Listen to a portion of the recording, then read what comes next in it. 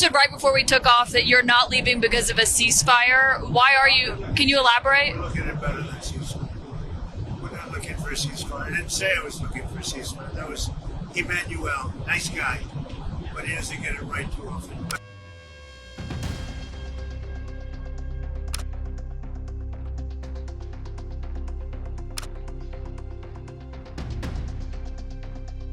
U.S. President Donald Trump slammed his French counterpart, Emmanuel Macron, for his recent remarks implying that the U.S. president had left the Group of Seven G7 summit early to work on a ceasefire between Israel and Iran. Trump clarified that his early departure from the summit had no connection with the ongoing Israel-Iran conflict. Publicity-seeking President Emmanuel Macron of France mistakenly said that I left the G7 summit in Canada to go back to D.C. to work on a ceasefire between Israel and Iran, Trump wrote in Truth Social. Wrong. He has no idea why I am now on my way to Washington, but it certainly has nothing to do with a ceasefire. Much bigger than that. Whether purposely or not, Emmanuel always gets it wrong. Stay tuned, he added. Addressing reporters at the G7 summit, Macron had said that Trump was considering the possibilities of a prospective ceasefire between Iran and Israel as the U.S. leader announced an early exit. There is indeed an offer to meet and exchange. An offer was made especially to get a ceasefire and to kickstart broader discussions then. We have to see now whether the sides will follow, said Macron. Écoutez, il y a deux choses. La première, le président s'est exprimé il y a quelques minutes pour dire qu'il y avait des discussions qui étaient en cours, ce qui est une bonne chose. Et donc, si les États-Unis d'Amérique peuvent obtenir un cessez-le-feu, c'est une très bonne chose. Et la France le soutiendra et nous le souhaitons. Ensuite, je dis, il est absolument essentiel que toutes les frappes de part et d'autre qui se font contre des infrastructures énergétiques, administratives, culturelles et encore plus contre la population civile cessent. Rien ne les justifie, rien, et elles sont, elles, absolument intolérables. Et ensuite, dès que le cessez-le-feu sera obtenu, et je pense que les annonces qui ont été faites par le président Trump sont tout à fait positives, et le rôle que les États-Unis d'Amérique auront à jouer est clé, les Français, à leur côté, les Britanniques et les Allemands sont disponibles pour reprendre des discussions sérieuses. Discussions que nous n'avons jamais cessées. Écoutez, il y a une offre qui a été faite, en effet, de rencontres et d'échanges. Il y a une offre qui a été faite surtout d'avoir un cessez-le-feu et d'enclencher justement des discussions plus larges. Et je pense que c'est une très bonne chose. Donc il faut maintenant voir ce que les parties prenantes suivront. Earlier, Trump announced that he was cutting short his participation in the G7 summit and returning home early.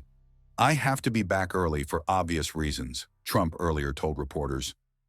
Said right before we took off that you're not leaving because of a ceasefire. Why are you? Can you elaborate? We're looking at better than ceasefire.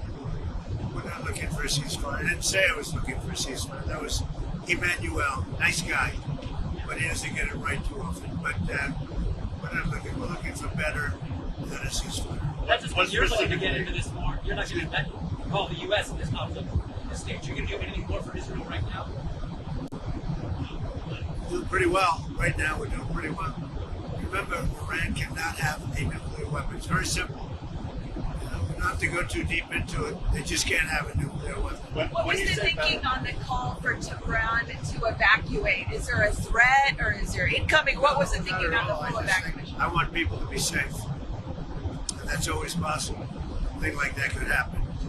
I just want people to be safe. Is there any new concern about U.S. troops or assets in the region at all today? You're great people, they know how to protect themselves. And when you say better, what's Well, we'll come down so hard if they do anything to our people. We'll come down so hard, then the gloves are off so beautifully. Now, I think they know not to touch our troops. Are you sending the vice? Bring our troops. when you say Do you better, plan to send the vice president and Steve Witkoff? There's reports that you want to send the vice president and Steve Witkoff to meet with the Iranians and have discussions. Is that something you're considering? Not sure yet. I may. Depends on what happens when I get back. what specifically is better than a ceasefire? What are you looking for here? An end. A real end, not a ceasefire. An end. So something that would be permanent. Yeah.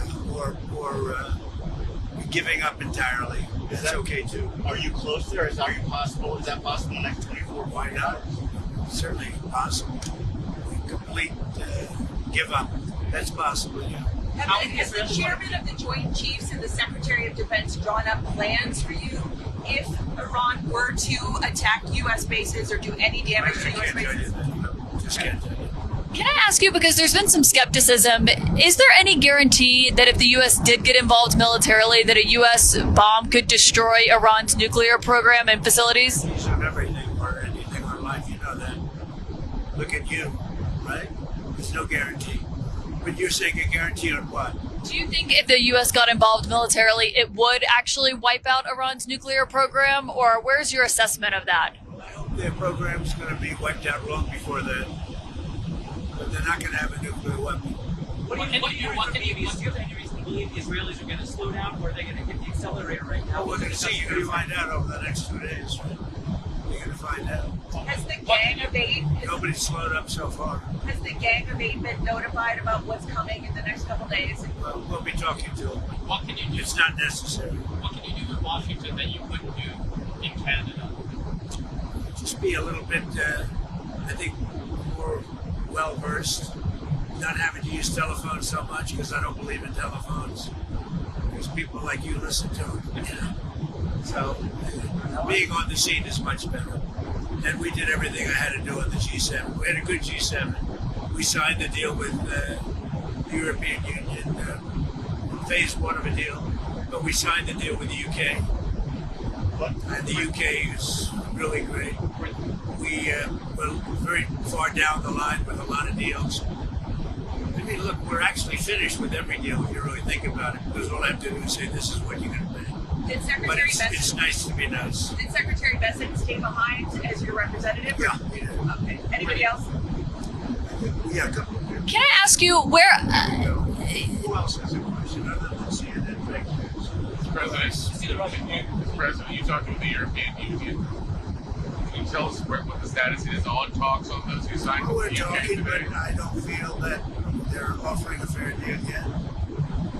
They've been very tough over the years. If you look at European Union, they formed in order to hurt the United States on trade. And we're either going to make a good deal or they'll just pay whatever we say then. What about the Japanese? Sir, you met briefly with Prime Minister. We had a great conversation. I thought he was terrific, actually. You know, I was very friendly with Shinzo Abe, Prime Minister. He was a great man. But I think he's going to do a very good job. Do you think you have a chance of a deal there? There's a chance. They're tough. The Japanese are tough. But ultimately, you have to understand, we're just going to send a letter and say, this is what you're going to pay. Otherwise, you don't have to do business with us. But there's a chance. They want changes to the auto tariffs as well. Is that on the We'll see table? what happens. Right. Anything else? Yeah, this drone attack in Kyiv.